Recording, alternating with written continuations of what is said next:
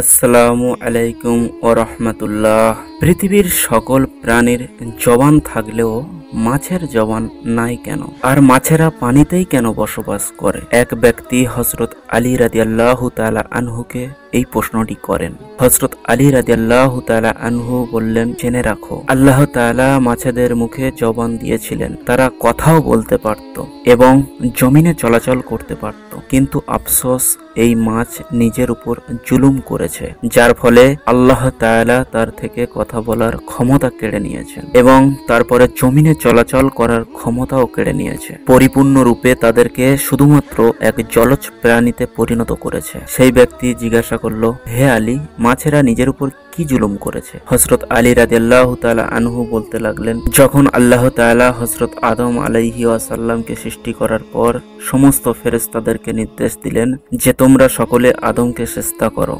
সমস্ত ফেরেশতারা হযরত আদম আলাইহি ওয়াসাল্লামকে সিজদা করলো, কিন্তু ইবলিস শয়তান আদম আলাইহি ওয়াসাল্লামকে সিজদা করতে অস্বীকৃত জানালো। ইবলিস শয়তান আল্লাহ তাআলার কথা অমান্য করে বলতে লাগলো, আপনি আমাকে আগুন থেকে তৈরি করেছেন আর আদমকে সামান্য মাটি থেকে, যার ফলে আল্লাহ তাআলা ইবলিস শয়তানকে জান্নাত থেকে বার করে দিলেন। ইবলিস শয়তান জান্নাত থেকে বিতাড়িত হয়ে অভিশপ্ত এবং কুৎসিত রূপে দুনিয়ার জমিনে এসে পড়ল এবং চিৎকার করে জমিনের সমস্ত মাখলুকদেরকে বলতে লাগলো, সবাই সাবধান, মানুষ এসে পৃথিবীর বুকে জুলুম অত্যাচার করে বেড়াবে। সেই সময় মাছ পানিতে চলাচল করতে পারত এবং জমিনেও চলাচল করতে পারত। তারা উভয়চর প্রাণী ছিল।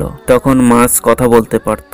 ইবলিস শয়তান সমস্ত প্রাণীদের মধ্যে সর্বপ্রথম মাছেদেরকে কুমন্ত্রণা দিল। ইবলিস শয়তান মাছেদের বলল, মানুষ যখন পৃথিবীর বুকে আসবে তখন তারা নিজেদের ক্ষুধা মেটানোর জন্য তোমাদেরকে জীবন্ত অবস্থায় চাকুর সাহায্য কেটে টুকরো টুকরো করে খাবে। মাছেরা যখন এই কথা শুনলো তখন তারা সমুদ্রের অন্য সমস্ত প্রাণীদেরকে মানুষের ব্যাপারে এই সমস্ত কথা বলে মানুষের বিরুদ্ধে সবাইকে একত্রিত করতে লাগলো, যার ফলে আল্লাহ তাআলা মাছেদের কথা বলার ক্ষমতা কেড়ে নেন এবং মাছেরা জবান হারা হয়ে যায়। পাশাপাশি আল্লাহ তাআলা মাছেদের ব্যাপারে এই বিধান জারি করেন যে কোনো মানুষকে মাছেদের জবাহ করতে হবে না, তাদেরকে জীবিত অথবা মৃত উভয় অবস্থায় কাটা যাবে। অন্য সকল প্রাণীকে আল্লাহর নাম দিয়ে জবাই করার যে বিধান প্রযোজ্য সেটা মাছদের ক্ষেত্রে প্রযোজ্য হবে না, কেননা আমি তোমাদের জীবনকে পানির মধ্যে সীমাবদ্ধ করে দেব।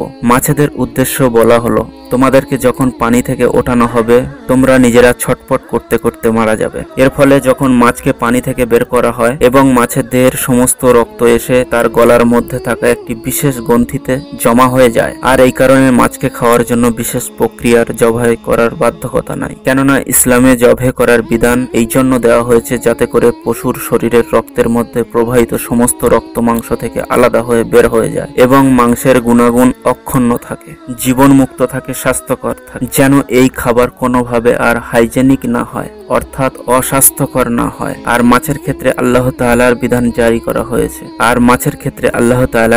জারি করা হয়েছে যে যখনই মাছকে পানির ভেতর থেকে উপরে আনা হয় তখন প্রাকৃতিকভাবে মাছ ছটপট করতে করতে মাছের দেহের সমস্ত রক্ত মাছের গলায় থাকা গ্রন্থিতে এসে জমা হয়ে যায় এবং মাছের শরীরের মাংস রক্ত থেকে পবিত্র হয়ে যায়। এই জন্য মাছ কোনো প্রকার নিয়ম কানুন পালন না করেও এটা প্রত্যেক আদম সন্তানের জন্য মৃত এবং জীবিত উভয় অবস্থায় হালাল।